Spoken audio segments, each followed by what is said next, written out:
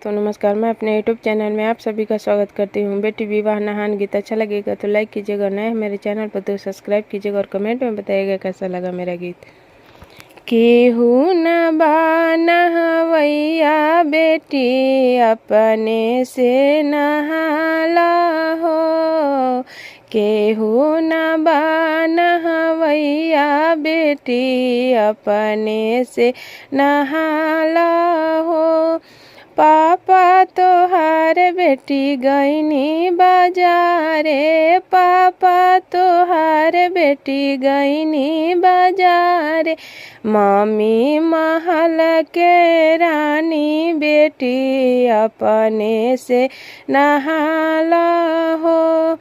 Mummy महल के रानी बेटी अपने से नहाला हो। केहू न बा नहवैया बेटी अपने से नहाला हो। चाचा तोहार बेटी गईनी बाजारे, चाचा तोहार बेटी गईनी बाजारे, चाची महल के रानी बेटी अपने से नहाला हो। चाची महल के रानी बेटी अपने से नहाला हो। केहू न बा नहवैया बेटी अपने से नहाला हो। भैया तोहार बेटी गईनी बाजारे, भैया तोहार बेटी गईनी बाजारे, भाभी महल के रानी बेटी अपने से नहाला हो। भाभी महल के रानी बेटी अपने से नहाला हो। केहू न बा नहवैया बेटी अपने से नहाला हो।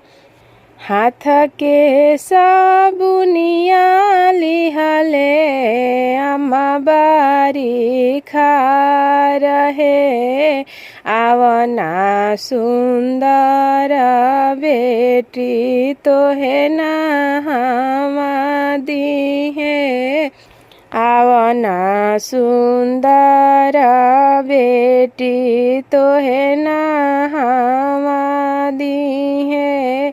कैसे में आई आमा तोहरो बचनिया है, मोरा हाथ लागल बाटे सगुनी में हदिया है, मोरा हाथ लागल बाटे सगुनी में हदिया है।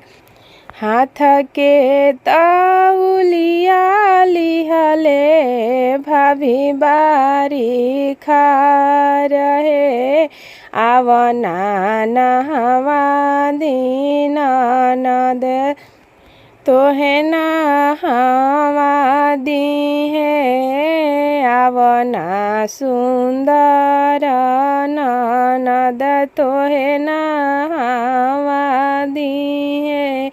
कैसे में आई भाभी तोहारो बचनिया है, मोरा हाथ लागल बारे सगुनी में हदिया है, मोरा हाथ लागल बाटे सगुनी में।